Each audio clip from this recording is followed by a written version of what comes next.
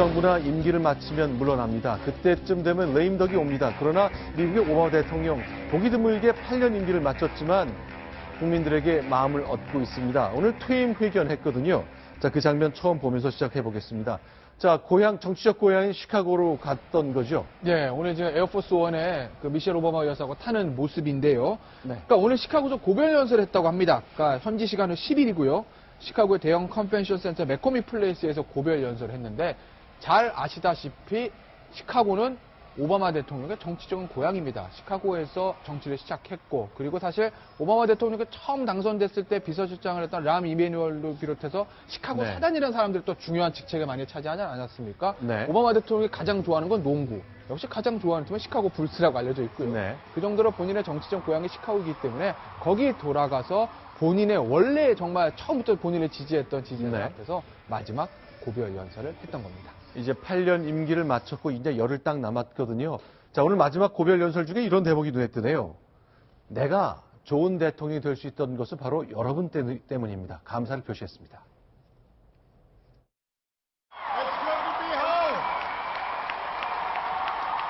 My fellow Americans, you made me a better president, and you made me a better man.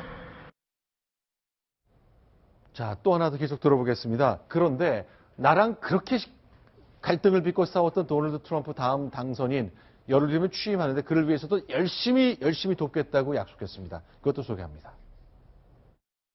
I committed to President-elect Trump that my administration would ensure the smoothest possible transition, just as President Bush did for me. 자, 우리는 변화를 이뤄냈다고 말했습니다. 8년 전 선거 운동했을 때 바로 그 후죠. Yes, we can. 자, 이것도 모두 여러분 때문에 가능했다고 모든 공을 국민에게 돌렸습니다. 소개합니다. But that's what we did. That's what you did. You were the change. I'm asking you to believe, not in my ability to bring about change, but in yours. 자, 감사를 국민에게 돌리는 그 태도는 그동안 계속 국민의 마음을 사는데 주력했던 오바마 대통령답다고 보이네요. 그렇습니다. 정치적으로는 트럼프 당선인과 큰 갈등을 빚긴 했었습니다만 이제 정권을 이양하는 시점에 와서는 국가적인 화합 그리고 국민에 대한 존경심을 표현하는 저런 멘트를 들으면 부럽다 이런 생각밖에 들지 않을 수 없는 우리나라의 상황인 것 같습니다. 네. 자, 도널드 트럼프와 그렇죠. 선거에서 끝난 뒤 트럼프가 승리한 직후인가 이틀 뒤인가 그랬죠. 저렇게 백악관에 와서 대화를 나눈 모습 봤습니다. 결국 모든 8년간의 임기의 성과를 국민에게 돌리고 미국의 앞날에 대해서 축복하는 대통령의 맨 마지막 메시지도 여러분께 소개하겠습니다. Yes, we can. Yes, we did. Yes, we can. Thank you. God bless you. May God continue to bless the United States of America. Thank you.